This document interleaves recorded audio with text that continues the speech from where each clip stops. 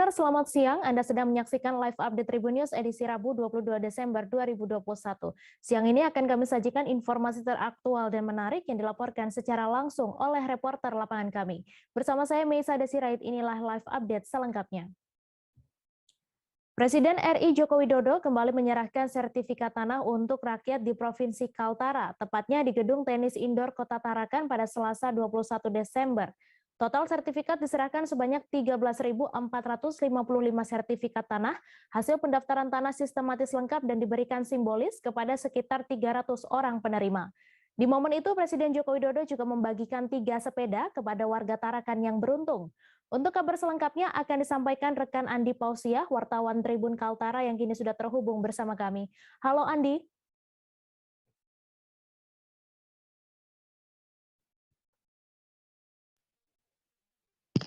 Ya, halo rekan Mei. Silakan dengan informasi Anda bisa diceritakan lebih detail kunjungan Presiden ke Kaltara dalam rangka membagikan sertifikat PTSL ini. Ya, baik rekan Mei. Selamat siang Tribuners.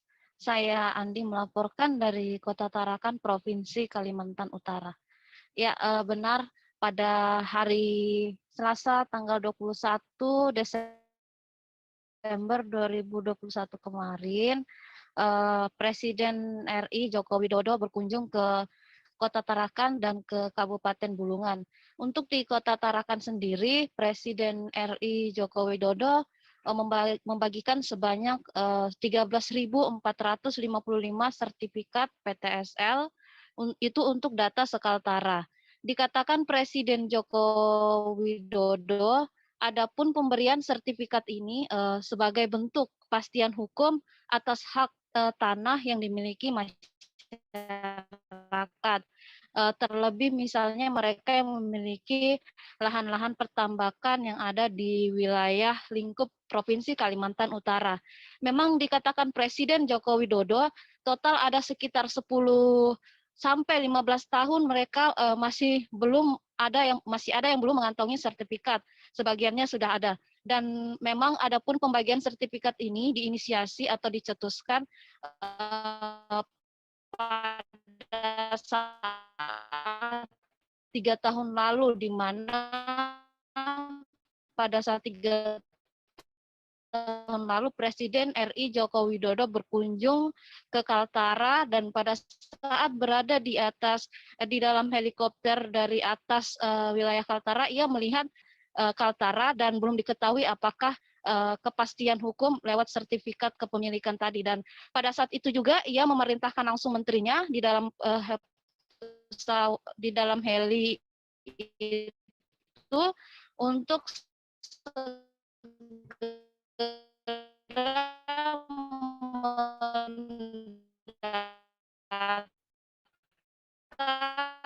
masyarakat yang memiliki lahan-lahan pertambakan untuk segera disertifikatkan. Dan sekitar 13.000 sudah Presiden RI Joko Widodo di Indonesia 126 juta sertifikat yang seharusnya sudah dibagikan kepada masyarakat. Tapi dalam 5 tahun ini yang sudah terrealisasi sekitar 25 juta sertifikat, dan yang sudah terdaftar dan dalam proses sekitar 41,4 juta. Demikian rekan Mei. Lalu kemudian bagaimana target ke depan? Apakah akan ada penambahan kuota untuk penerbitan sertifikat PTSL ini? Ya, halo rekan ini? Mei. Ya, rekan Andi. Halo rekan Andi.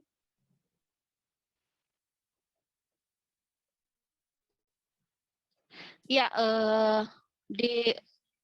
rekan Mei.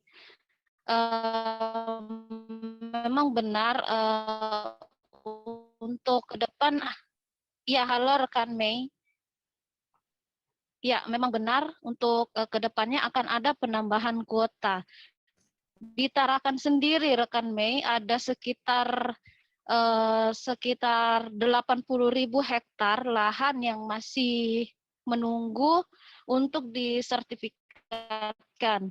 Itu disampaikan Wali Kota Tarakan Dr. Hairul MKes. Adapun kemarin untuk data Tarakan sendiri yang sudah dibagikan sekitar 1.500 orang dari sertifikat PTSL yang merupakan lahan tambak dan juga merupakan lahan non tambak. Sampai saat ini pihaknya juga masih berusaha mengajukan agar ke depan tahun depan ada tambahan kuota. Dan memang Presiden Joko Widodo sudah memerintahkan menterinya tahun depan kalau bisa di Kaltara sendiri ditambah menjadi 20.000 target yang bisa direalisasikan, diterbitkan sertifikat PTSL-nya.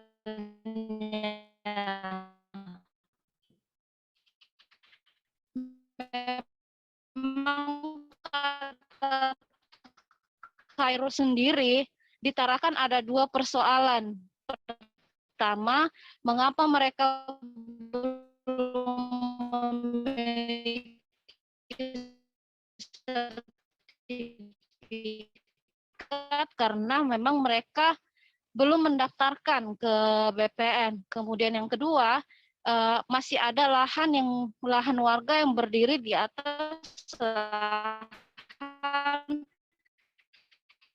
wilayah.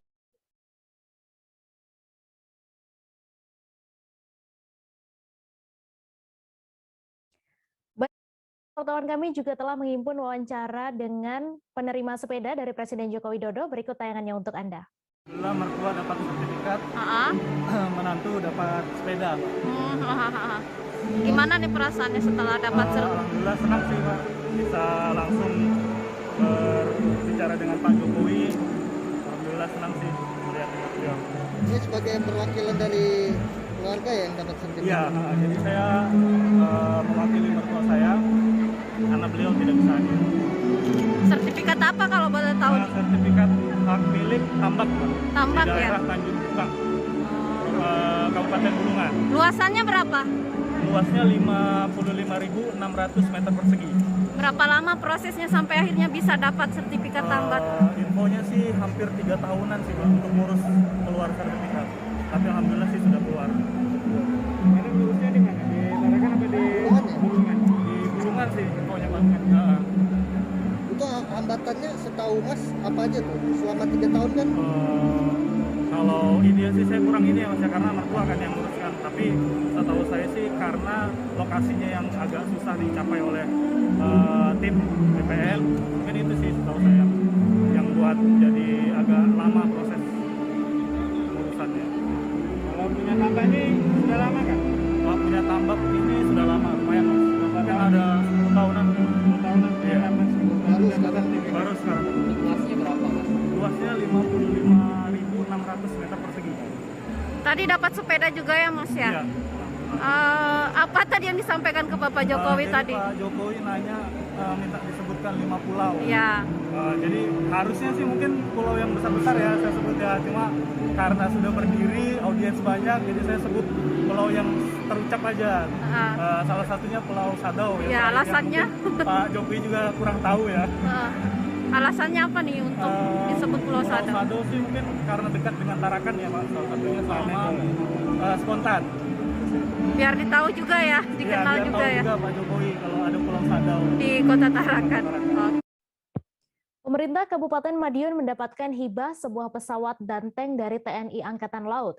Bukan digunakan untuk perang, kedua alutsista tersebut sudah purna tugas dan dihibahkan ke Pemkab Madiun untuk memperindah sudut-sudut Kabupaten Madiun. Untuk info selengkapnya akan disampaikan oleh rekan Sofyan Arif, wartawan Tribun Jatim yang kini sudah terhubung bersama kami. Halo Sofyan. Halo, selamat siang rekan Mei. Halo, selamat siang Tribuners. Selamat siang, silakan dengan informasi Anda. Apakah kedua alutsista tersebut sudah datang dan butuh berapa hari untuk instalasinya? Ya, rekan Mei dapat dilaporkan Pemkab Madiun baru saja mendapatkan hibah berupa tank amfibi dan pesawat udara dari TNI Angkatan Laut. Untuk tank amfibi ini dari pantauan Tribun Jatim tadi belum sampai di titik lokasinya yaitu di exit tol Dumpil Sedangkan untuk pesawat udara jenis Nomad N24 ini dari pantauan sudah datang di Taman Kota Caruban Asti. Kalau dari pantauan tadi sudah mulai dirakit dan diinstalasi dari anggota dari TNI Angkatan Laut dan akan selesai kurang lebih 3-4 hari ke depan, rekan Mei. Setelah instalasi selesai, nanti akan diangkat menggunakan kren ke sebuah patung berbentuk tugu seperti itu yang sudah disiapkan oleh Pemkab Madiun dan nanti akan dinaikkan kalau instalasinya sudah selesai. Nah, kalau sudah selesai untuk pesawat Nomad N24 ini, untuk tank amfibi PT-76 akan datang. Yang tank amfibi ini akan lebih mudah, karena sudah dirakit dari Surabaya dan akan dibawa di Madiun sudah dalam bentuk rakitan. Dan untuk meletakkannya itu tidak sulit karena tidak di atas patung seperti pesawat Nomad N24. Rencananya ini akan diresmikan juga oleh Bapak KSAL, namun belum mendapat kepastian apakah Bapak KSAL bisa meresmikan kedua alutsista yang dihibahkan ini. Dan saat ini tadi saya sudah mendapatkan wawancara juga dengan Kabid Cipta Karya dari Kabupaten Madiun. Ini adalah hasil kerjasama antara Pemkab Madiun dengan TNI AL. Pemkab Madiun menyiapkan tempatnya senilai 70 juta hasil dari PAK tahun anggaran 2021. Sedangkan TNI Angkatan Laut menghibahkan tank amfibi PT-76 serta pesawat udara Nomad N24 Mei. Ya. Kemudian apa alasan kedua alutsista ini diletakkan di 2 titik tersebut? Ya, kalau dari Dinas PU Cipta Karya tadi mengatakan untuk pesawat ini tidak diletakkan di alun-alun Caruban, Mei, yang menjadi ikon utama sebenarnya dari Kabupaten Madiun. Karena di alun-alun Caruban sendiri sudah ada pesawat yang lain yang sebelumnya merupakan hibah dari TNI Angkatan Udara, sehingga pesawat dari TNI Angkatan Laut ini diletakkan di ruang terbuka hijau lainnya, yaitu di Taman Kota Caruban Asti yang berada di pinggir jalan nasional juga, sehingga diharapkan bisa menjadi ikon Kota Caruban dan semakin menarik untuk didatangi oleh masyarakat Kota Caruban dan sekitarnya. Sedangkan untuk exit tol Dumpil ini juga diberikan tank amfibi karena exit tol Dumpil ini juga merupakan salah satu gerbang utama di Kabupaten Madiun dari luar kota yang pertama yang menggunakan akses tol ini, sehingga dengan adanya tank di exit tol Dumpil diharapkan bisa memberikan kesan indah kepada pendatang yang turun di Kabupaten Madiun. Kemudian bagaimana respon warga dengan adanya alutsista tersebut, Sofyan? Ya, tadi kalau dari pantauan warga sangat menyambut gembira dengan adanya pesawat Nomad N24 yang sudah datang di Taman Kota Caruban. Walaupun instalasi belum selesai, mereka sudah banyak yang antri untuk foto, namun mereka masih sedikit-sedikit takut karena banyak TNI yang menjaga, sehingga mereka perlu izin terlebih dahulu kepada para anggota TNI yang menjaga di sekitar pesawat tersebut. Namun pada dasarnya boleh-boleh saja untuk mengambil foto di sekitar pesawat Nomad N24 yang sedang diinstalasi, asalkan masih dalam jarak yang aman. Baik, terima kasih Sofyan atas laporan Anda, dan Tribuners, wartawan kami juga telah mengimpun wawancara dengan Kepala Bidang Cipta Karya Dinas PUPR Kabupaten Madiun. Berikut tayangannya untuk Anda. Koordinasi sama Angkatan Laut, jadi yang menginstalkan memang teman-teman Angkatan Laut. Jadi kemarin itu hasil dari rapat di Angkatan Laut saya dikabarin mereka butuh waktu 3-4 hari untuk menginstal pesawat ini. Karena lihat lokasi ini kan cukup sempit ya. Jadi kita nanti berinovasi di mana nanti peletakan krennya di mana supaya pesawat ini bisa naik ke atas. Jadi insya Allah tadi sudah kita koordinasi, metodenya sudah kita bicarakan. Insya Allah nanti untuk pesawatnya naik itu bisa lancar. Adanya monumen ini, Pak? Ya harapannya dengan adanya monumen pesawat ini bisa jadi ikon di Caruban ya. Kenapa ditempatkan di sini? Karena memang lokasi yang ada di sini. Karena yang di alun-alun itu sudah ada pesawat dari Angkatan Udara. Pak, ini kan juga ada hubungannya sama yang di Dumpel. Ya. Kira untuk yang di Dumpel itu kapan? Yang di Dumpel setelah pemasangan ini selesai. Kalau yang di Dumpel itu peletakannya lebih mudah ya, lebih mudah karena tidak perlu dirangkai karena itu sudah dirangkai di Surabaya. Jadi kalau jadwalnya lancar itu kalau nggak Jumat, Sabtu tank itu sudah berada di Dumpel. Berapa unit Pak yang di Dumpel Pak? Satu Satu saja. Jenis tank ya Pak? Jenisnya saya lupa kalau saya lupa, nggak apa-apa nanti saya sharekan ke Mbak Dian. Nama Ganjar Pranowo kian mentereng di sejumlah hasil survei calon presiden dalam Pilpres 2024 mendatang. Terlebih dalam survei terakhir Populi, dukungan kepada Gubernur Jawa Tengah tersebut disebut 3 kali lipat dari Puan Maharani. Untuk mengetahui lebih detailnya sudah bergabung bersama kami rekan jurnalis Tribun Solo, Fristin Intan yang akan menyampaikan laporannya. Halo Fristin. Halo Mai. Silakan dengan informasi Anda bagaimana tanggapan Ganjar soal survei tersebut. Baik, terima kasih Mai terkait dengan tanggapan Ganjar Pranowo terkait hasil survei yang melebihi dari Puan Maharani pada hari kemarin. Memang dari pernyataannya Ganjar hanya mengatakan bahwa itulah hanya survei ataupun dalam bahasa Jawanya salah cuma survei aja seperti itu. Dan dari hasil saat dilakukannya untuk lebih mendalam lagi terkait dengan tanggapannya, Ganjar hanya bisa melakukan manuvernya dengan mengarahkan kepada penanganan COVID-19 untuk wilayah Jawa Tengah yang saat ini masih beberapa daerah yang masih tertinggal dari Kota Solo, yang itu sampai 100% dari Kota Solo, yaitu hampir 30% peninggalan atau jauh dari harapannya seperti itu. Dan dari hasilnya juga Ganjar Pranowo juga tidak mau menanggapi secara detail bagaimana terkait dengan survei itu sendiri.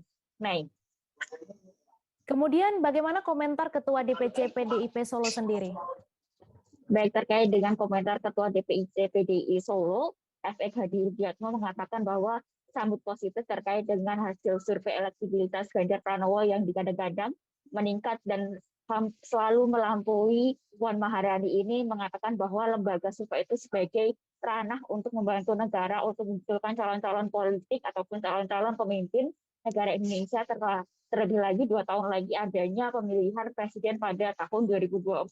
Dan hasil keterangannya juga dari Rudi juga mengatakan bahwa pola yang sama juga dilakukan ataupun terlihat sama seperti Presiden Joko Widodo saat tahun 2014, yang itu hasil survei juga semakin meningkat jelang pemilihan ataupun elektabilitas dari Jokowi itu sendiri, sehingga menganggap hal itu sama, sehingga dari Rudi sendiri juga mengatakan bahwa siap mendukung untuk Ganjar Pranowo maju ke Pilpres 2024. Begitu, Mai. Lalu bagaimana kabar penyerahan aspirasi dukungan dari Forum Sahabat Ganjar Pranowo sendiri? Baik, Forum Sahabat Ganjar dikabarkan akan melakukan pemberian aspirasi dukungan Pilpres 2024 pada hari Kamis mendatang, dan dari hasil keterangan dari Ketua DPC Kota Solo juga akan menerima secara langsung untuk aspirasi ini, karena menurut Hadi bahwa untuk aspirasi semua dari keseluruhan ataupun dari beberapa calon tetap dia terima, namun hingga sampai saat ini memang proses ataupun munculnya nama hanya tertuju pada Ganjar Pranowo, sehingga secara langsung dia juga menekankan bahwa akan tetap memberikan, menerima aspirasi itu dan menyampaikan langsung kepada Ketua Umum yaitu Megawati Soekarnoputri untuk melakukan merangkum ataupun mempertimbangkan aspirasi dari dukungan Forum Sahabat Ganjar Pranowo ini. Begitu, Mei. Baik, terima kasih Fristin atas laporan Anda, dan Tribuners, wartawan kami juga telah menghimpun wawancara dengan Gubernur Jawa Tengah Ganjar Pranowo. Berikut tayangannya untuk Anda. Politika Pak Ganjar tertinggi dari capres yang lain, karena calon yang lain. Iki urusan iki bagaimana agar di Natal itu semuanya aman. Itu yang penting. Bagaimana vaksinasi anak-anak yang SD ini cepat segera dilakukan. Lebih penting, Wi. Tapi dari berbagai survei, Pak Ganjar selalu naik, Pak, elektabilitasnya, Pak. Ya, dari berbagai survei yang pertama harus kita perhatikan adalah anak-anak harus segera divaksin. survei kedua lansia juga harus divaksin gitu kan. Maka semua suruh nyontoh Mas Gibran karena sudah 100% lebih. Itu maka daerah yang lain itu biar terinspirasi. Hasil surveinya. Kenapa? Jateng yang masih kemarin yang masih tertinggal di Kabupaten Tegal, Pemalang sama Brebes. Tapi alhamdulillah 1 minggu kemarin bisa digenjot gitu ya. Dan sekarang sudah lumayan lah bisa sampai dengan 70%. Nah itu ya harapannya itu. Dan kita mulai dorong untuk yang anak-anak. Ya, Mas aku terus ya Mas ya. Oke. Kami akan kembali seusai jeda sejenak saudara, tetap di live update. Oke, apa kabar Bang Arifki di sini untuk strateginya? Kalau saya sendiri di Game Week 37 ini yang semalam baru mulai, saya udah pasti. Sebenarnya aku nggak ngerasa itu penangkapan atau penggerebegan atau apapun itu. Karena gini loh, posisinya aku kriteria. Jadi kita mengenal disebut dengan stroke yang tidak berdarah dengan stroke yang berdarah. Stroke yang tidak berdarah itu biasanya ditandai dengan adanya penyumbatan. Kalau itu terjadi di sini mungkin pikirnya tidak ke situ kali ya, tapi kalau di Korea atau di Kamboja itu ada beberapa paper yang saya itu Mas, ya, dulunya tukang koran. Oh gitu ya. Tukang koran. Ya, saya baca itu Pak. Tuh kan pernah baca kan? Ya. Jadi kalau saya jadi pangdam itu udah bersyukur banget. Si anak ini dijadikan sebagai tersangka begitu. Ya kalau ini kita bicara yang di luar kasus Bongombo ya. Dengan nama hujan shower, di mana terdapat batas jelas antara daerah hujan dan tidak hujan yang biasanya terjadi. Terima kasih Anda masih menyaksikan live update. Viral di media sosial, Bupati Batubara Zahir memarahi guru sekolah dasar. Dalam video berdurasi 3 menit 20 detik tersebut terlihat Zahir memanggil 2 orang guru dan menanyakan terkait siswa yang dibiarkan tidak mengenakan masker. Belakangan diketahui sekolah dasar tersebut berada di Pematang Rambe, Kecamatan Nibung Hangus, Kabupaten Batubara, Sumatera Utara. Untuk info selengkapnya akan disampaikan oleh rekan jurnalis Tribun Medan, Alif Harahap, yang kini sudah terhubung bersama kami. Halo Alif. Halo Mei, selamat siang. Selamat siang, silakan dengan informasi Anda bisa dijelaskan apa penyebab Bupati Batubara ini bisa marah-marah. Ya, terima kasih Mei.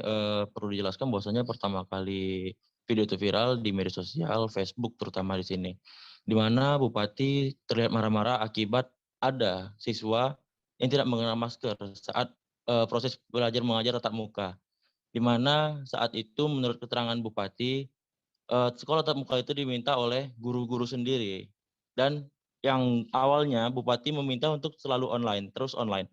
Namun karena permintaan lebih banyak, maka dilakukanlah sekolah tatap muka. Namun setelah dilakukan tatap muka, guru-guru tidak mampu menjaga prokes. Kira-kira seperti itu, Mei. Lalu bagaimana perkembangan dari sekolah di Desa Pematang Rambe sendiri? Terima kasih, Mei. Sekolah tetap berlanjut, namun tetap dalam kontrol Dinas Pendidikan, di mana prokes tetap dijalankan tanpa adanya tenaga pengajar ataupun murid yang tidak mengenakan masker. Seperti itu, Mei. Kemudian apa sanksi yang diberikan kepada sekolah jika tidak menerapkan prokes ini, Alif? Ya, untuk sanksi tadi saya sempat konfirmasi ke Dinas Kominfo bahwasannya sekolah akan bila tidak mematuhi prokes, sekolah akan dilakukan tidak dilakukan tatap muka lagi atau melalui daring seperti itu, Mei, kira-kira. Baik, terima kasih Alif Harahap atas laporan Anda. Selamat bertugas kembali. Kita beralih ke informasi selanjutnya, Saudara. Bupati Jember Hendy Siswanto memimpin pemantauan ke sejumlah lokasi menjelang masa Natal dan Tahun Baru 2022 pada Selasa 21 Desember. Tempat yang ditinjau adalah perwakilan lokasi perhubungan, tempat ibadah, dan pusat perbelanjaan. Tempat perhubungan yang dituju adalah Stasiun Jember, kemudian tempat ibadahnya yakni Gereja Pantekosta di Indonesia atau GPDI Eklesia Jember, sedangkan pusat perbelanjaan adalah Golden Market Jember. Untuk info selengkapnya akan disampaikan rekan jurnalis Surya, Sri Wahyunik, yang kini sudah terhubung bersama kami. Halo Sri. Halo, selamat siang Mei dan juga Tribuners. Selamat siang, silakan dengan informasi Anda bagaimana hasil pantauan di lokasi tersebut. Ya, jadi memang sebenarnya sudah 2 hari terakhir ini dari hari Senin dan juga kemarin ini memang Forkopimda Kabupaten Jember itu memantau sejumlah tempat itu untuk mengetahui sejauh mana persiapan masa Natal dan Tahun Baru 2022. Kemarin Bupati Jember didampingi dengan Dandim 0824 Jember, juga ada Kapolres Jember, itu memantau 3 tempat, yakni ada Stasiun Jember, ada Gereja Pantai Costa di Indonesia atau GPDI Iglesia di Jember, dan juga salah satu pusat perbelanjaan yakni Golden Market Jember. Jadi di tempat-tempat tersebut rombongan Forkopimda yang dipimpin oleh Bupati ini memantau sejauh mana kesiapan tempat-tempat itu menyambut masa Natal dan Tahun Baru, terutama dari sisi protokol kesehatan ya, karena seperti Stasiun Jember ini mereka tetap memberikan pelayanan perjalanan kereta api. Kalau di kawasan Daop 9 Jember ini ada 24 perjalanan kereta api. Sedangkan Natal untuk di tempat ibadah di gereja tentunya juga mereka tetap melaksanakan misa Natal seperti yang dilakukan di gereja Eklesia ini, memang tetap melakukan peribadatan misa Natal itu secara langsung atau secara tatap muka, dan juga ada yang melalui daring begitu. Kemudian bagaimana persiapan gereja GPDI Eklesia sendiri terkait Natal yang akan datang ini? Ya, kemarin memang Bupati ini langsung memantau dan mencari tahu sejauh mana sih persiapan dari gereja. Gereja Eklesia ini sudah sangat menerapkan protokol kesehatan ya, Mei.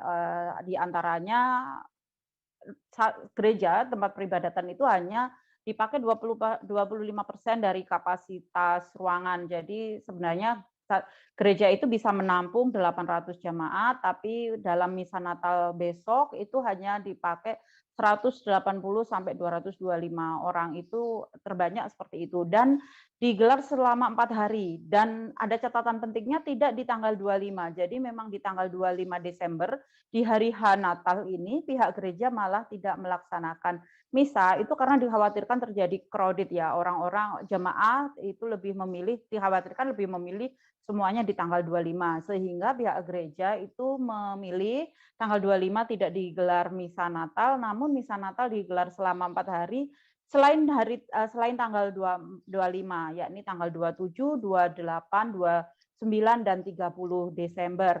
Dan tentunya juga ada protokol kesehatan ya, bahwa jemaat itu wajib sudah menjalani vaksin, bahkan dosis 1, dosis 2, dan juga tidak menerima jemaat dari luar kota Jember. Dan juga harus mereka yang pernah terkonfirmasi positif itu harus negatif dinyatakan PCR, dan dari dinyatakan negatif PCR itu 2 pekan harus menjalani karantina lagi 2 pekan baru boleh masuk gereja, seperti itu. Kemudian bagaimana kebijakan Pemkab Jember sendiri untuk malam tahun baru nanti? Ya, memang di Satgas Penanganan COVID-19 Kabupaten Jember yang terdiri dari pemerintah Kabupaten Jember, juga ada kepolisian dan juga TNI, itu menyepakati bahwa nanti memang di malam tahun baru itu sejumlah tempat publik, tempat umum itu ditutup, di antaranya alun-alun Jember. Sebagai informasi, alun-alun Jember ini memang pusat berkumpulnya warga, terutama di malam tahun baru. Itu ketika tidak ada pandemi, itu memang alun-alun itu selalu menjadi rujukan warga untuk berdatangan merayakan malam pergantian tahun. Nah, untuk besok itu ditutup. Jadi Bupati Jember Hendy Siswanto sudah menyatakan tegas bahwa malam tahun baru itu ditutup, dan juga sejumlah tempat wisata yang itu sudah menjadi kebiasaan di malam pergantian tahun itu menjadi jujukan warga itu juga dilarang untuk beroperasi atau ditutup, begitu Mei. Baik, terima kasih Sri atas laporan Anda, dan Tribuners, wartawan kami juga telah menghimpun wawancara dengan Bupati Jember serta Pendeta GPDI Eklesia Jember. Berikut tayangannya untuk Anda. Saya melihat teman-teman cukup lebih dari yang kita bayangkan ya. Seperti saat ini kita di gereja Eklesia ini istimewa proteksinya, jadi semua yang masuk ke sini sudah wajib sudah vaksin 1-2, itu wajib. Dan dari kita juga dari Pemkab juga berkolaborasi menyiapkan apabila yang belum vaksin langsung vaksin saat itu juga, dan dia langsung masuk. Terus untuk anak-anak yang masih belum vaksin nggak boleh masuk. Dan di dalam ini juga ada proteksi apa namanya teman? UV. Ada UV-nya, lampu UV-nya untuk memproteksi di dalam, masih diproteksi lagi. Jadi berlapis-lapis, dan yang dilakukan untuk peribadatan setiap kegiatan cuma 25% lagi. Jadi Iglesia, Pak Doni. Ya, jadi kita mempersiapkannya dengan tentunya protokol ya, protokol yang ketat untuk kesehatan. Kita juga mengikuti edaran dari Kementerian Agama. Jadi kami melaksanakan itu seperti biasa ibadah, jadi bukan format celebration, tapi ibadah saja. Dan kapasitas kehadiran cuma 25% saja. Dari kapasitas Dan gedung itu ya. yang kami lakukan sejak awal pandemi. Jadi jemaat itu hanya bisa hadir ke gereja itu hanya 1 bulan 1 kali. Dan selebihnya mereka bisa mengikuti melalui ibadah live streaming yang disiarkan di channel YouTube gereja. Kalau untuk prokes kesehatannya selain dari situ, apakah soal vaksin dan soal tes, apakah ada swab antigen atau seperti apa? Ya, sejak awal kita mendorong jemaat untuk vaksin. Bahkan semua pengurus gereja pertama harus divaksin terlebih dahulu, baru kita memfasilitasi jemaat untuk vaksin. Kalau ada yang keluar kota, itu boleh ikut ibadah setelah karantina minimal 7 hari. Jadi kalau saya keluar kota, seperti itu, kalau saya pendeta, saya harus swab PCR dulu. Setelah swab PCR saya negatif, saya baru bisa melayani hari Minggu. Dan kalau swab PCR saya positif, ya sudah tidak bisa. Gitu. Bandara Internasional Sultan Mahmud Badarudin II disiagakan 24 jam menyambut arus libur akhir tahun Natal dan Tahun Baru. Bandara SBM 2 saat ini buka lebih awal, yakni pukul 5 hingga 20 waktu Indonesia Barat setiap harinya.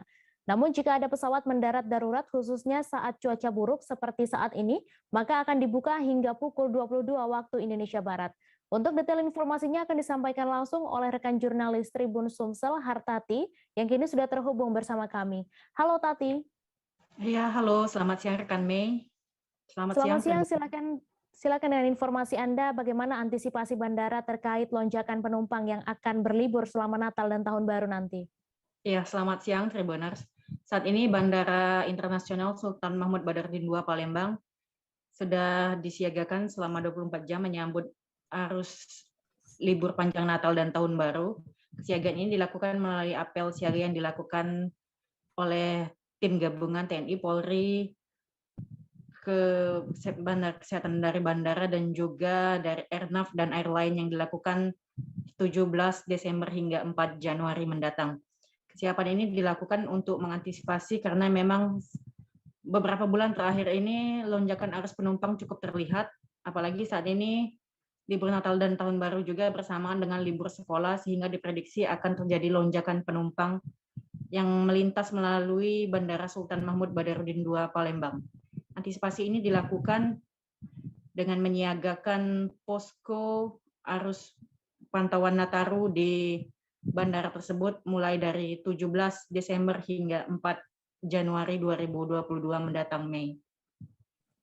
Kemudian apakah terpantau ada lonjakan penumpang saat liburan akhir tahun ini meski masih dalam kondisi pandemi? Iya, Mei. Menurut catatan dari Angkasa Pura Cabang Bandara Sultan Mahmud Badarudin, sejak 3 bulan belakangan memang pergerakan penumpang dan pergerakan pesawat di Bandara Sultan Mahmud Badarudin ini terpantau naik dari sebelumnya per hari hanya 3.000 dan selama Natal dan Tahun Baru ini diprediksi jumlahnya meningkat mencapai 7.000 penumpang per hari dengan pergerakan pesawat lebih dari 40 pesawat per hari. Dan ini jumlah pesawat ini bisa sehari mencapai lebih dari 20 keberangkatan dan juga 20 kedatangan dengan rute favorit itu tetap Palembang Jakarta karena memang saat ini jumlah rute langsung atau direct flight itu memang belum tersedia di Bandara Sultan Mahmud Badarudin karena memang masih dalam dampak pandemi. Jadi beberapa maskapai yang sebelumnya melayani penerbangan langsung ke rute kota favorit liburan sekarang menghentikan sementara rute tersebut dan tetap memilih penerbangan langsung dari Palembang dan Jakarta saja, sehingga untuk rute-rute yang selanjutnya mereka tetap penerbangan namun harus dulu stop di Jakarta dan melanjutkan penerbangan kembali seperti itu, Mei. Kemudian bagaimana antisipasi bandara terkait kekhawatiran munculnya varian baru COVID-19 yang bisa saja terbawa ke Palembang karena ramainya pergerakan penumpang ini, Tati? Iya, untuk saat ini Bandara Sultan Mahmud Badarudin II Palembang memang belum membuka penerbangan langsung internasional. Dari sebelumnya memang ada 2 penerbangan langsung internasional, yaitu tujuan Palembang Kuala Lumpur dan tujuan Palembang Singapura. Tapi untuk hingga saat ini memang belum ada penerbangan langsung, namun pihak bandara mengantisipasi melalui kerjasama dengan Kantor Kesehatan Pelabuhan Palembang. Mereka mengantisipasi bahwa setiap penumpang yang datang dan terbang melalui Bandara Sultan Mahmud Badarudin II Palembang ini harus memenuhi peraturan syarat penerbangannya. Ini bagi yang belum berusia 12 tahun dan belum boleh vaksin itu tetap wajib menggunakan PCR. Dan bagi yang sudah vaksin 2 kali itu sesuai dengan aturannya boleh terbang menggunakan antigen saja. Tapi bagi yang belum vaksin 2 kali tetap harus PCR. Dan mereka juga harus mengisi aplikasi Peduli Lindungi dan e-hack untuk memudahkan melakukan tracing jika kemungkinan ada hal-hal yang tidak diinginkan atau munculnya varian baru virus COVID-19 ini, Mei. Baik, terima kasih Tati atas laporan Anda dan Tribuners. Wartawan kami juga telah menghimpun wawancara dari Eksekutif General Manager Bandara Sultan Mahmud Badarudin II. Berikut tayangannya untuk Anda. Kemudian persiapan untuk layanan untuk penumpang Bandara Sultan Mahmud Badarudin II Palembang. Kita melakukan kolaborasi dan bersama dengan Lanut, kemudian dengan Polri, dengan Bapak Kapolsek. Di sini juga ada GM Airnav, kemudian juga ada Ibu Emilia dari Kepala KKP dan seluruh airline yang diwakili oleh Airport Operating Committee dan Ground Handling. Kita melakukan apa ini tujuannya untuk mempersiapkan seluruh fasilitas layanan, kemudian dari personil juga ini siap untuk melayani kegiatan pada masa Nataru. Tribuners, kami masih akan menyajikan informasi menarik untuk Anda seusai jeda sejenak, tetap di Live Update. Oke, apa kabar Bang Arifki di sini untuk strateginya? Kalau saya sendiri di Gumip 37 ini yang semalam baru mulai, saya udah pasti. Sebenarnya aku nggak ngerasa itu penangkapan atau penggerebegan atau apapun itu. Karena gini loh, posisinya aku kriteria. Jadi kita mengenal disebut dengan stroke yang tidak berdarah dengan stroke yang berdarah. Stroke yang tidak berdarah itu biasanya ditandai dengan adanya penyumbatan. Kalau itu terjadi di sini mungkin pikirnya tidak ke situ kali ya, tapi kalau di Korea atau di Kamboja itu ada beberapa paper yang saya itu mas, ya, dulunya tukang koran. Oh gitu ya, tukang koran. Ya, saya baca itu Pak. Tuh kan pernah baca kan? Ya. Jadi kalau saya jadi Pangdam itu udah bersyukur banget. Si anak ini dijadikan sebagai tersangka begitu. Ya kalau ini kita bicara yang di luar kasus Bongombo ya. Dengan nama hujan shower, di mana terdapat batas jelas antara daerah hujan dan tidak hujan yang biasanya terjadi pada fase awal mature stage atau tahap berbahaya dewasa. itu Kang. Jadi mulai artinya terjadinya perlembekan. Nah itu untuk penetrasi akan sulit. Gitu ya. Dok, saya ini menurut saya memang tidak mudah, bukan urusan tanah diambil. Kalau misalnya Amerika Serikat sekarang, Rasulullah mengatakan dalam sebuah hadis bahwa berpuasa di 6 hari Syawal itu.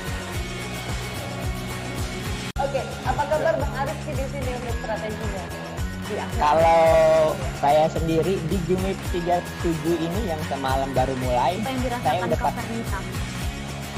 Sebenarnya aku nggak ngerasa itu penangkapan atau penggerebegan atau apapun itu. Karena gini loh, posisinya aku kriteria. Jadi kita mengenal disebut dengan stroke yang tidak berdarah dengan stroke yang berdarah.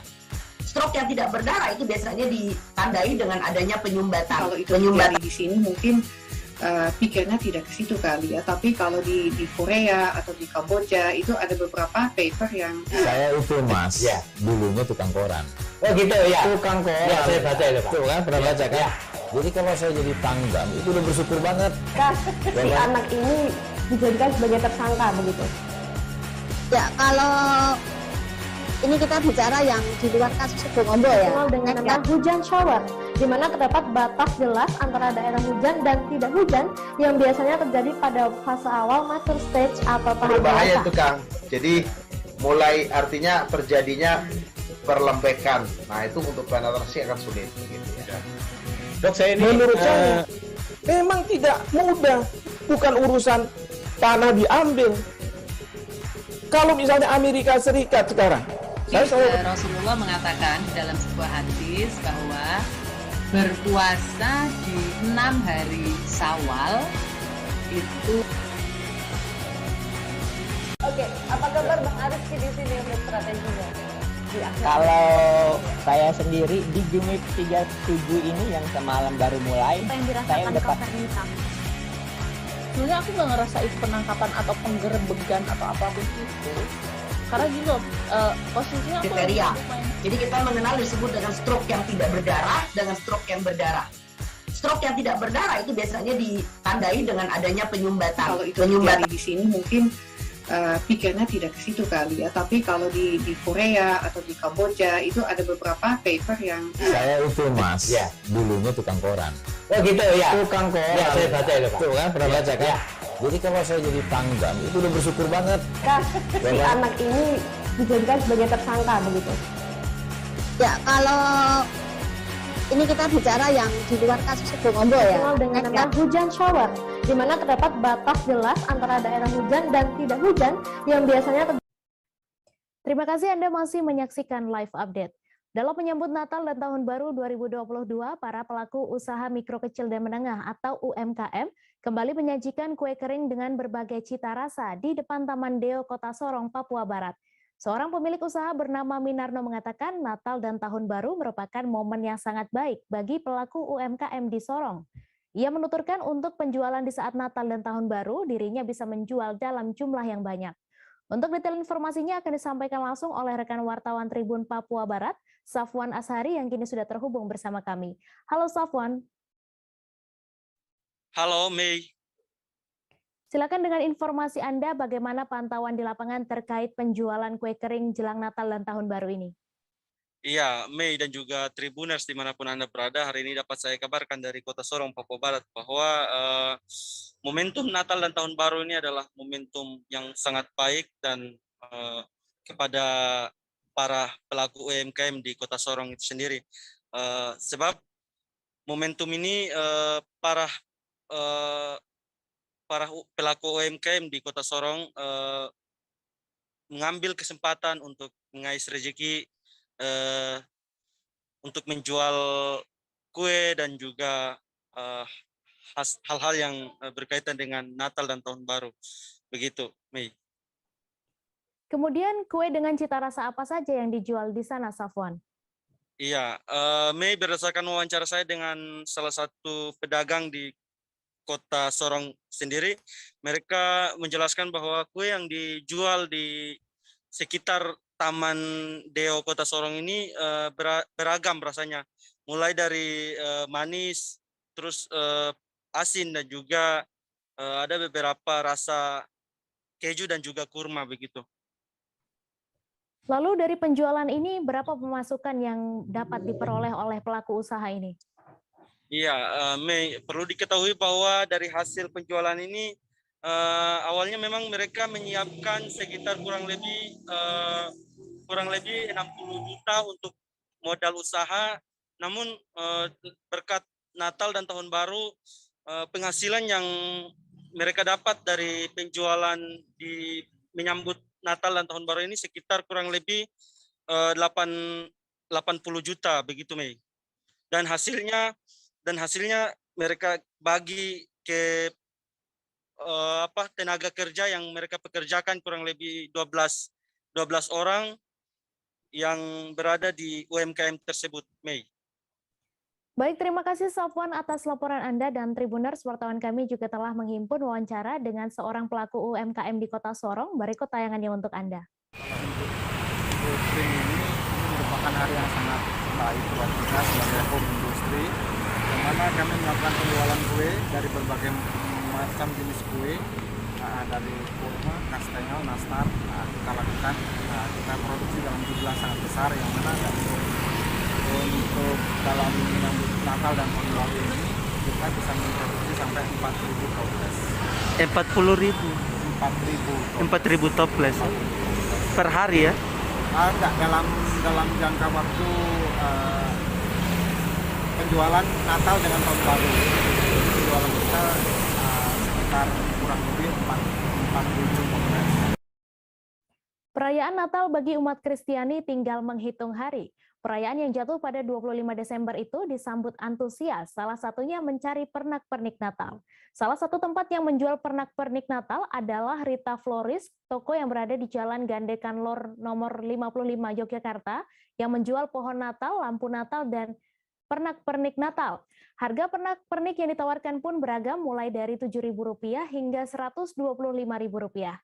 Untuk mengetahui info lebih detailnya, sudah bergabung bersama kami rekan wartawan Tribun Jogja, Kristi Mahatma, yang kini sudah terhubung bersama kami. Halo Kristi.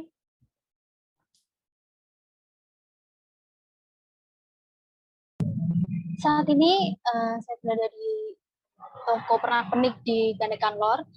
Jadi menjelang Natal ini, pernak-pernik Natal terutama sangat dicari nih oleh umat Kristiani, ya, terutama untuk menghias rumahnya, untuk menghias pohon Natal. Jadi banyak sekali umat Kristiani yang kemudian datang ke toko pernak-pernik untuk berburu nih pernak-pernik, salah satunya di Gandekan Lor ini. Kemudian apa saja pernak-pernik Natal yang paling banyak dicari dan kapan masyarakat mulai mencari pernak-pernik Natal ini? Oke. Paling banyak dicari ini adalah slinger, terutama untuk hiasan pohon Natal, ya, slinger dari berbagai bentuk, berbagai macam warna dan ukuran, kemudian topi Natal juga, kemudian hiasan untuk di pintu, begitu, ring di pintu dan hiasan lain gitu. Masyarakat ini mulai mencari pernak-pernik Natal ini sudah sebulan lalu, sekitar bulan November lalu sudah mulai berburu pernak-pernik Natal. Begitu, Mei. Kemudian selain pernak-pernik, apa lagi yang dibeli masyarakat untuk menyambut Natal ini? Oke, kebetulan di Rita Flores ini juga menyediakan bunga, ya. Jadi di momen Natal ini juga menjadi momen di mana para masyarakat ini, terutama umat Kristiani, juga memberi bunga untuk ucapan Selamat Natal dan Tahun Baru. Jadi banyak rangkaian bunga yang dipesan di Rita Flores untuk mengucapkan Selamat Natal. Kemudian tidak hanya bunga saja, tetapi juga pohon Natal mini begitu, yang kemudian sudah dihias dan kemudian diberikan ucapan Selamat Natal. Nah, untuk rangkaian bunga dan untuk pohon Natal ini biasanya dikirimkan untuk ke rumah atau ke rumah saudaranya, ke rumah rekan begitu, dan kemudian juga yang ke yayasan-yayasan tertentu. Begitu, Mei. Baik, terima kasih Kristi atas laporan Anda. Selamat bertugas kembali. Kita beralih ke informasi selanjutnya, Saudara. Sejumlah kebutuhan sembako di beberapa pasar di Kota Kendari, Sulawesi Tenggara masih mengalami kenaikan harga. Kenaikan harga sembako tersebut antara lain yaitu cabai rawit, cabai keriting, minyak goreng kemasan, dan telur. Salah seorang pedagang di Pasar Lawata bernama Yuli mengatakan kenaikan harga sembako tersebut terjadi sejak 2 pekan lalu. Untuk kabar selengkapnya akan disampaikan rekan wartawan Tribun Sultra, Ridwan Kadir, yang kini sudah terhubung bersama kami. Halo Ridwan. Ya, rekan Mei. Silakan dengan informasi Anda, apa penyebab kenaikan beberapa sembako di Kota Kendari ini naik? Ya, Tribun Sultra melaporkan bahwa penyebab kenaikan harga beberapa sembako di pasar tradisional di Kota Kendari itu dijelaskan langsung oleh Kepala Dinas Perdagangan Koperasi UMKM Kota Kendari. Diketahui kenaikan tersebut khusus minyak goreng disebabkan karena kenaikan tersebut berlaku secara nasional. Kenaikan itu menurut Kepala Dinas Perdagangan didasarkan pada melonjaknya harga dari minyak sawit secara nasional. Selain itu, akhir pekan ini pun cabai turut merangkak naik. Kenaikan tersebut karena pasokan atau stok berkurang, hal itu disebabkan karena panen juga yang turut berkurang. Begitu juga dengan harga telur yang mengalami kenaikan disebabkan karena kurangnya stok yang ada di pasar tradisional di Kota Kendari. Kembali ke rekan Mei. Kemudian berdasarkan pantauan Anda di lapangan, bisa Anda jelaskan harga dari beberapa sembako yang naik tersebut? Ya, untuk harga sendiri, cabai rawit harga sebelumnya sebesar 70.000 naik menjadi 90 hingga 110.000. Kemudian cabai keriting harga sebelumnya 30.000 naik menjadi 50.000. Kemudian telur satu rak juga turut naik dari harga 45.000 dan saat ini menjadi 50.000. Untuk harga minyak goreng kemasan per liternya dari harga 18.000 naik menjadi 22.000. Kembali ke rekan Mei. Kemudian hingga saat ini apa langkah yang ditempuh oleh Pemkot Kendari sendiri? Ya, saat ini langkah yang ditempuh pemerintah Kota Kendari yakni dengan menurunkan tim untuk melakukan pengecekan di pasar. Pengecekan tersebut dilakukan kepada para distributor, hal itu untuk memastikan agar tak terjadi penimbunan. Karena ketika ada oknum yang melakukan penimbunan sembako, maka menyebabkan kelangkaan serta kenaikan harga yang ada di pasar. Dan setelah dilakukan pengecekan oleh Dinas Perdagangan, kenaikan itu memang bukan menjadi permainan dari distributor, melainkan naiknya secara nasional dan juga ketersediaan stok yang berkurang di pasar. Kembali ke rekan Mei. Baik, terima kasih Ridwan atas laporan Anda. Selamat bertugas kembali. Kami akan kembali seusai jeda sejenak saudara, tetap di Live Update. Oke, apa kabar Bang Aris di sini untuk strateginya? Kalau saya sendiri di Jumip 37 ini yang semalam baru mulai, Apa yang saya dirasakan udah Kak Fernita? Sebenarnya aku nggak ngerasa itu penangkapan atau penggerebegan atau apapun itu. Karena gini loh, posisinya aku Kriteria. Jadi kita mengenal disebut dengan stroke yang tidak berdarah dengan stroke yang berdarah.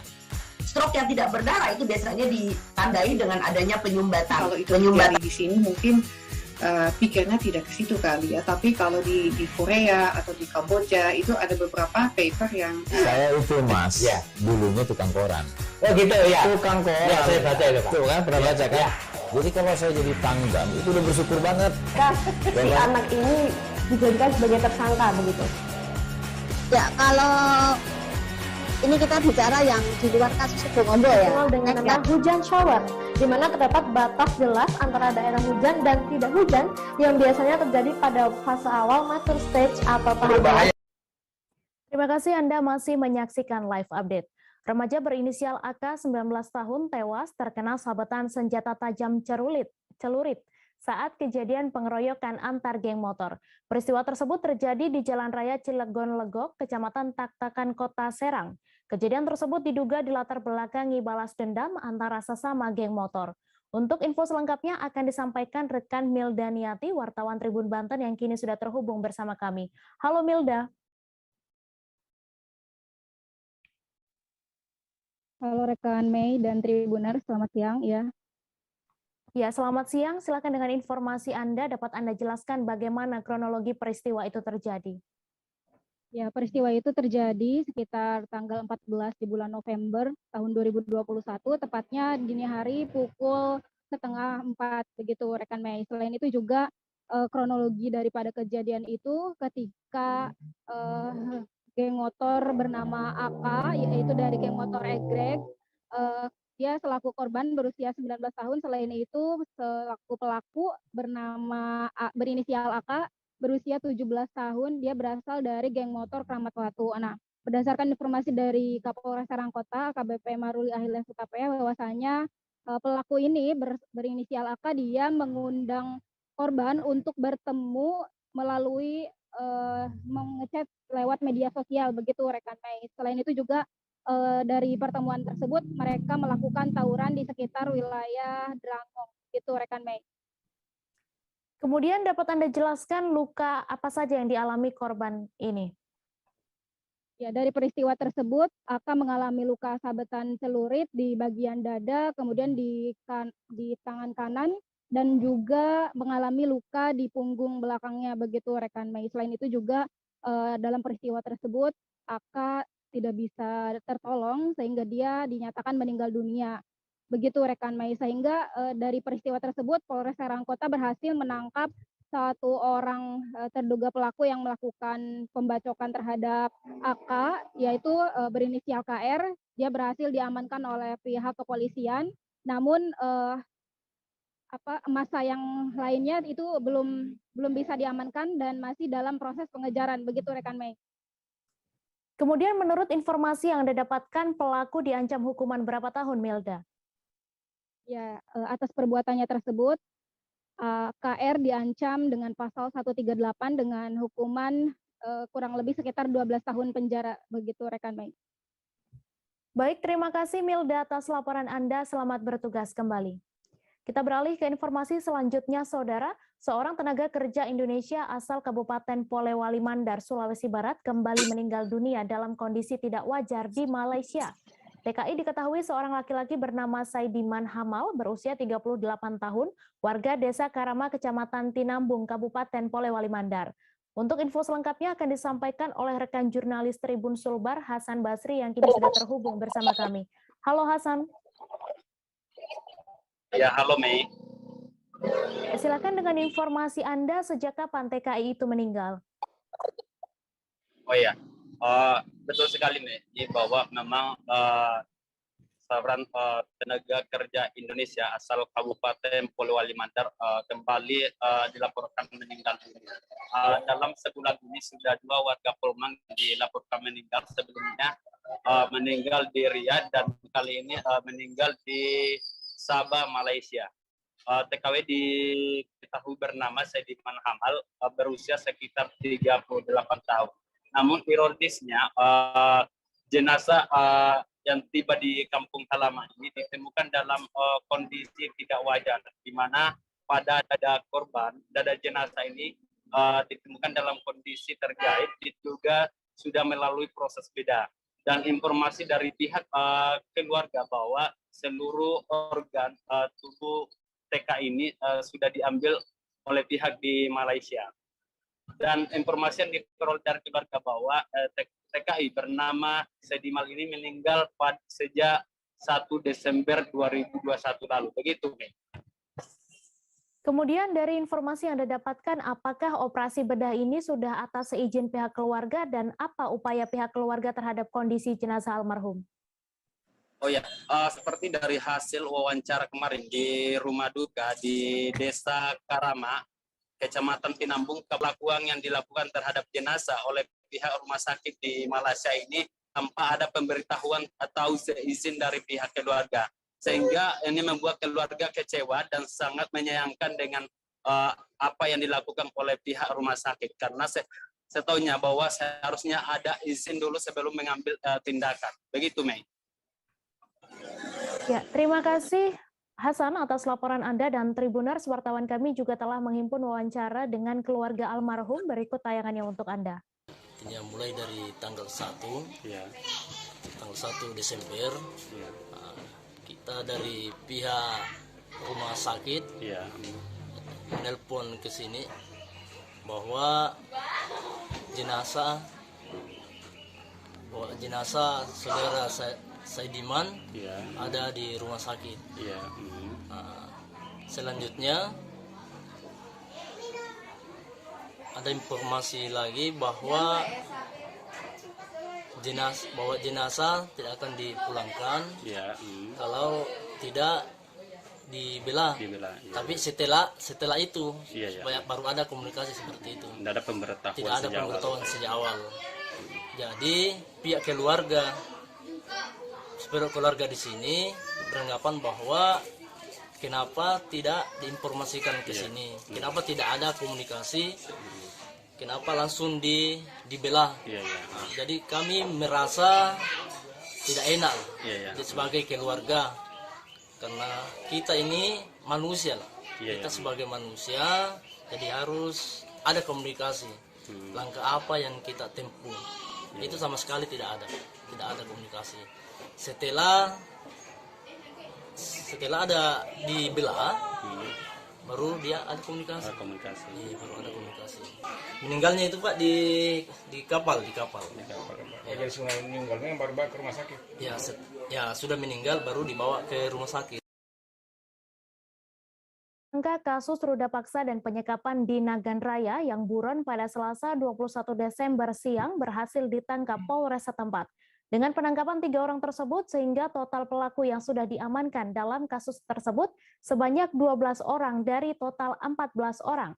Hingga Rabu 22 Desember, Polres Nagan Raya masih memburu 2 pelaku yang masih buron. Untuk detail informasinya akan disampaikan langsung oleh rekan wartawan Serambi News, Rizwan, yang kini sudah terhubung bersama kami. Halo Rizwan. Halo Mai. Silakan Baik. dengan informasi Anda, bagaimana kondisi korban saat ini pasca kejadian tersebut. Baik, terima kasih Mai. Dapat kami laporkan, Polres Nagan Raya telah kembali berhasil menangkap 3 tersangka, yaitu buron dari 5 orang yang selama ini dicari. Dari sebelumnya 14 tersangka dalam kasus rudal paksa ataupun pemerkosaan yang menggilir oleh seorang gadis berusia 15 tahun di Nagan Raya, Aceh. Saat ini Polres Nagan Raya masih memburu 2 pelaku lain yang masih melarikan diri. Sebanyak 12 orang dari 14 pelaku telah diamankan saat ini di Polres Nagan Raya, masih dalam proses pemeriksaan dan memintai keterangan terhadap peran-peran mereka dalam melakukan kasus pemerkosaan dengan menggilir seorang gadis berusia 15 tahun. Iya, Mai. Kemudian Rizwan, apa upaya pemerintah daerah sendiri dalam membantu korban? Baik, Mai. Pemerintah daerah sendiri melalui tim TP2 TPA dan Dinas Pemberdayaan Perempuan Anak telah mendatangi rumah korban, yaitu melakukan pendampingan baik dalam pemeriksaan di Polres dan pendampingan untuk pemulihan kembali pasca trauma. Karena kasus tersebut sempat menarik perhatian banyak kalangan di Kabupaten Nagan Negeri yang mengecam terhadap tindakan aksi bejat pelaku yang menggilir seorang gadis yang masih di bawah umur, yaitu apalagi anak tersebut adalah anak putus sekolah. Saat ini pemerintah daerah masih terus melakukan pendampingan untuk pemulihan kembali anak yang menjadi korban penyekapan dan pemerkosaan digilir oleh 14 pemuda yang masih remaja tersebut. Ya, Mai? Baik, terima kasih Rizwan atas laporan Anda, dan Tribuners, wartawan kami juga telah menghimpun wawancara dengan Kasat Reskrim Polres Nagan Raya. Berikut tayangannya untuk Anda. Ini dalam kasus tindak pidana pelecehan seksual dan pemerkosaan terhadap anak di bawah umur. PSK-nya lebih kurang 14 orang, tapi yang baru kita tangkap baru 9 orang. Yang lain lagi kita buru, dan kita mohon kepada keluarga yang lagi kita buru ini segera menyerahkan diri. Menyerahkan mereka, kalau enggak kita lakukan upaya paksa, ya tindakan kepolisian.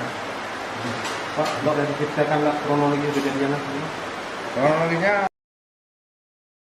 Kembali seusai jeda sejenak, saudara, tetap di live update. Oke, apa kabar Bang Ariski di sini untuk strateginya? Kalau saya sendiri di Jumip 37 ini yang semalam baru mulai, saya udah pasti.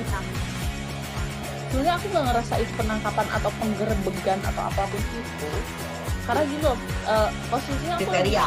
Jadi kita mengenal disebut dengan stroke yang tidak berdarah dengan stroke yang berdarah. Stroke yang tidak berdarah itu biasanya ditandai dengan adanya penyumbatan. Kalau itu terjadi di sini mungkin pikirnya tidak ke situ kali ya, tapi kalau di Korea atau di Kamboja itu ada beberapa paper yang saya itu Mas, ya, dulunya tukang koran. Oh gitu ya. Tukang koran. Ya, saya baca itu Pak. Tuh kan, pernah baca kan? Ya. Jadi kalau saya jadi pangdam itu udah bersyukur banget. Si anak ini dijadikan sebagai tersangka begitu.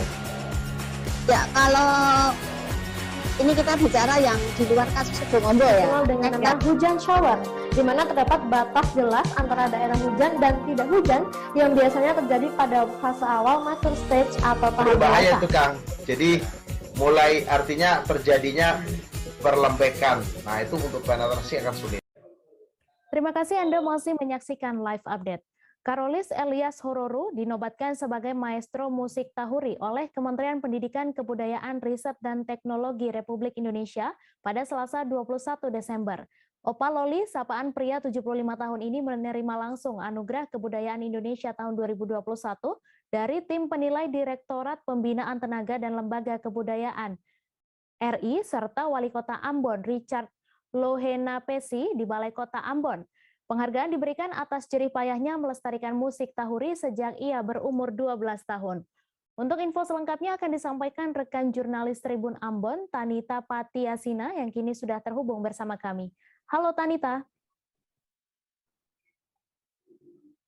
Halo Tribuners dan halo Mei. Ya, silakan dengan informasi Anda boleh dijelaskan sedikit tentang Anugerah Kebudayaan Indonesia dan Maestro Seni Tradisi, dan apa alasannya Opaloli diberikan anugerah tersebut? Baik Tribuners dan rekan Mei, Anugerah Kebudayaan ini merupakan penghargaan yang diberikan pemerintah kepada individu atau kelompok atau lembaga yang memang melestarikan berbagai bidang seperti bahasa, sastra, cagar budaya, kesenian, museum, perfilman, sejarah, dan tradisi, semuanya masuk. Sementara untuk Maestro Seni Tradisi ini diberikan bagi warga yang memang secara tekun dan gigih mengabdikan diri pada jenis seni yang langka atau nyaris punah. Untuk tahuri ini, atau mungkin untuk sebagian orang Indonesia mengenalnya sebagai kulit kerang, kalau orang Ambon, kalau orang Maluku sebagian menyebutnya kulit bia, itu memang sudah cukup langka dan hampir punah, dan memang musik ini sudah jarang sekali dimainkan oleh banyak warga. Dan Opaloli sendiri memang sejak dia mengenal tahuri dari ayahnya pada umur 12 tahun, itu sekitar tahun 60-an, 63, dia tidak pernah berhenti untuk mengajarkan kepada banyak orang, termasuk di sanggarnya, yaitu Sanggar Kakoya Negeri Hutumori. Dan saat ini sudah generasi ke-9 yang ia ajarkan tahuri ini. Dan selain mengajarkan, salah satu prestasi yang memang juga diberikan oleh Opaloli ini, yaitu dia pada tahun 2018 itu dia memandu 70 musisi paduan alat musik tahuri dari Negeri Hutumori di Ambon, dan berkolaborasi dengan kelompok orkestra Okas dari kota Austria Spanyol. Dan memang karena perjuangannya dia melestarikan musik selama lebih dari 50 tahun, itulah yang membuat dia dinobatkan menjadi maestro musik tahuri. Demikian. Kemudian apa saja yang didapat oleh Opaloli saat menerima penghargaan tersebut? Memang kalau dilihat dari pengabdian dia selama lebih dari 54 tahun melestarikan musik tahuri yang hampir punah ini, yang ia dapatkan atau yang diberikan oleh Kemendikbud ini adalah title, selain title Maestro Tahuri, dia juga mendapatkan piagam, ada juga pin emas dan uang senilai 50 juta. Dan tiap bulannya juga Opaloli akan mendapatkan biaya pensiun hingga tutup usia. Kemudian selama lebih dari 50 tahun melestarikan musik tahuri, apa kemudian harapan Opaloli bagi para generasi muda? Ya, rekan Mei dan Tribuners, Opaloli saat kami wawancarai kemarin setelah mendapatkan penghargaan ini, dia berpesan buat generasi muda baik yang di Maluku maupun di Indonesia dimanapun berada, untuk tetap melestarikan semua budaya, baik itu musik maupun tari-tarian ataupun apapun budaya Indonesia, termasuk budaya Maluku yang harusnya dilestarikan. Dan dia juga bersedia berkenan untuk siapapun Tribuners dimanapun berada atau warga Maluku yang ingin sekali belajar mengenal tahuri ini, dia bersedia berkenan untuk mengajarkan buat warga. Demikian yang bisa saya sampaikan, rekan Mei dan Tribuners. Baik, terima kasih Tanita atas laporan Anda, dan Tribuners, wartawan kami juga telah menghimpun wawancara dengan Karolis Elias Hororu. Berikut tayangannya untuk Anda. Bapak saya bersama saya yang melanjutkan, saya bisa melihat hasilnya waktu saya mendapat maestro, ya itu. Dan saya bersyukur bagi pemerintah daerah, pemerintah kota, Bapak Pariwisata, Kepala Pariwisata Kota Ambon, Kepala AMO yang sudah mendukung saya untuk saya bisa menerima maestro yang diberikan oleh pemerintah Indonesia. Ya, senang ya. Opa seberapa lama Opa mulai belajar tahuri dan kenapa sih Opa mau bertahan untuk Belajar tahuri itu sudah dari tahun 58. Waktu masih umur 12 atau 13 tahun waktu itu. Dan di Jakarta tahun 63 Opa pegang itu kulit bianya yang besar. Yang sampai sekarang masih ada hidup. Tim penyelamat akhirnya menemukan bocah perempuan yang tenggelam di Sungai Batang Tembesi, Kecamatan Mandiangin, Kabupaten Sarolangun. Anggota Basarnas Firman didampingi BPBD, Damkar, dan Penyelamatan serta TNI Polri mengatakan pihaknya telah melakukan pencarian dengan jarak 25 km dari titik kejadian. Saat proses pencarian, tim dibantu oleh warga sekitar. Untuk mengetahui lebih detailnya sudah bergabung bersama kami rekan Rifani Halim, wartawan Tribun Jambi yang akan menyampaikan laporannya. Halo Rifani. Iya. Silakan dengan informasi Anda, dapat Anda jelaskan berapa hari pencarian oleh tim dan berapa jarak jauh dengan ditemukannya korban? Oke, kejadian tersebut terjadi pada Sabtu lalu. Ini membutuhkan waktu sekitar 4 hari. Maupun siang hari maupun malam hari tim melakukan pencarian dibantu oleh warga sekitar semaksimal mungkin hingga mencapai 25 km. Ini jarak yang sangat lumayan jauh tentunya dari titik lokasi. Gitu. Kemudian dalam upaya pencarian korban, armada apa saja yang diturunkan, Rifani? Nah, untuk dari pencarian tersebut, kita ketahui juga dari Camat Mandiangin ini menyebutkan bahwa satu buah kapal yang untuk membawa tongkang itu juga dilibatkan membantu warga, membantu anak tersebut untuk dicari. Kemudian juga perahu dari tim penyelamat seperti Basarnas, BPBD maupun penyelamatan damkar, kemudian juga perahu warga sekitar. Ya, kemudian kapan rencananya korban akan dilakukan pemakamannya? Nah, setelah ditemukan oleh para tim penyelamat tersebut yang terdiri dari TNI Polri, Basarnas, Damkar, warga sekitar, BPBD juga, ini akan dikemumikan sore setelah ditemukan dari tim penyelamat. Kemudian juga kronologi ini kita sebutkan bahwa kejadian tersebut mulanya anak tersebut bersama kakeknya sedang berada di atas air, itu di atas titian kayu yang untuk alat penyedot kerikil. Kemudian kakeknya tidak sadar bahwa anak tersebut sudah tercebur. Inilah menjadi penyebab kejadian tersebut. Gitu. Baik, terima kasih Rifani atas laporan Anda, dan Tribuners, wartawan kami juga telah menghimpun wawancara dengan Komandan Tim Basarnas Jambi. Berikut tayangannya untuk Anda. Kurang lebih 25 km dan untuk korban tadi ditemukan kurang lebih 1 km dari lokasi kejadian itu pada pukul 12:15. Yang untuk tim yang terlibat itu dari BPBD Kabupaten Merangin, Sarolangun, untuk dari Basarnas, dari Babin Kaptimnas, Babinsa, dan Damkar serta warga setempat. Ini hari berapa Bang?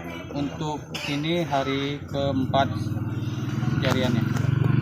Ini apa kita perluas pencariannya apa? Kalau dari kemarin itu dari hari pertama kita sudah melakukan pencarian kurang lebih 1 sampai 2 km dan hari kedua dilanjut sampai 5 dan terakhir hari ketiga kemarin sampai 10 dan hari ini sampai 25.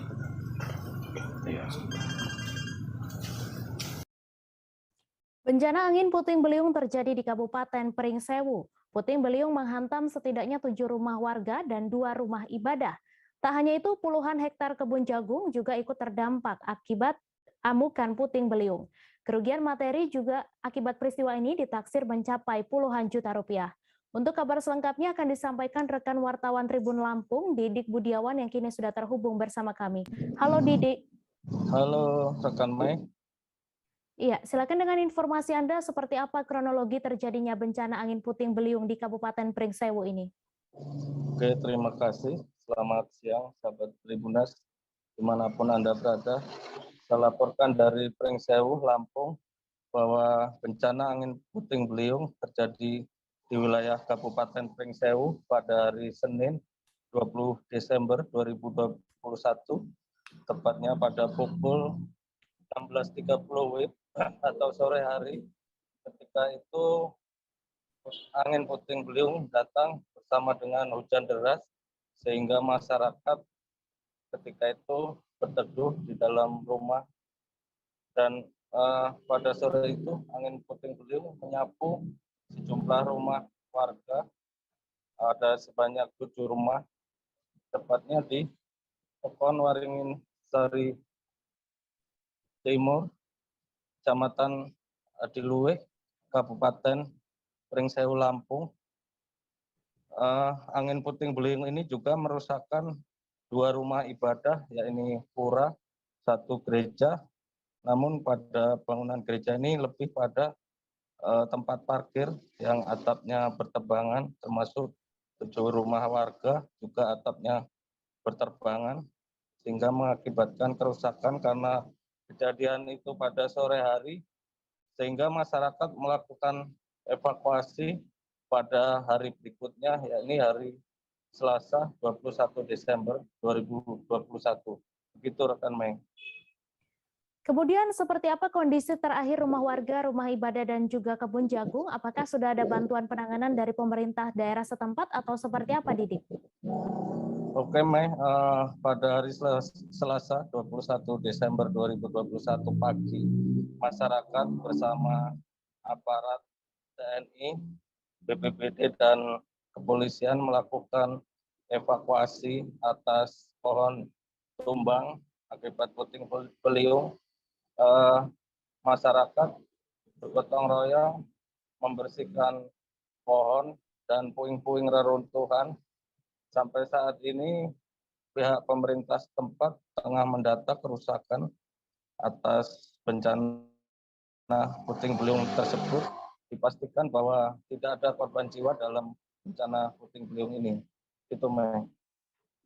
Lalu terkait kondisi cuaca dan potensi bencana di Pringsewu, adakah imbauan dan pesan dari pihak terkait untuk masyarakat? Ya, Mei.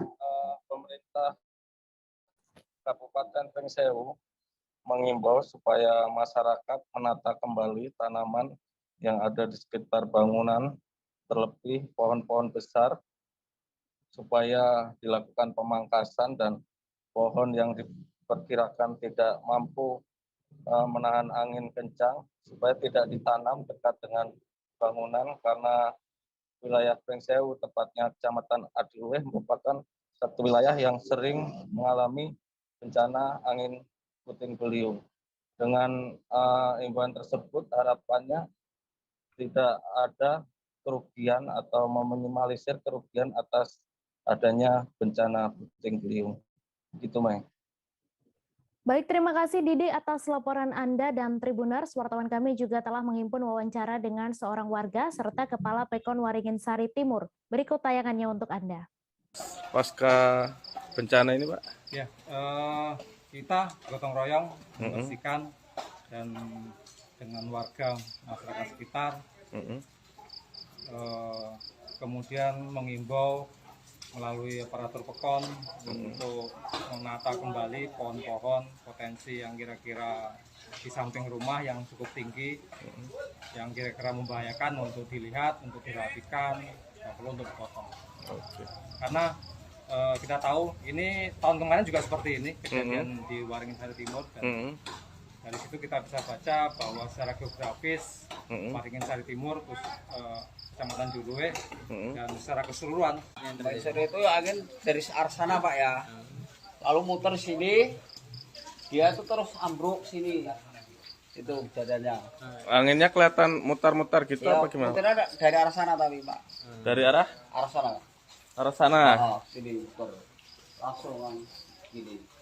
Saya kan di sekolahan itu, di sebelah itu. Masih bikin tembok pagar itu, sebelah ambruk juga waktu itu. Nah, saya di situ. Kemarin jam berapa kejadian? Sekitar habis apa tuh? Adan itulah. Oh, setengah 5. Kurang lebih setengah 5 itu. Kurang lebih. Nah, saat itu disertai hujan deras atau? Iya, masih hujan Pak itu, Hujan Pak. deras sampai semalam ya?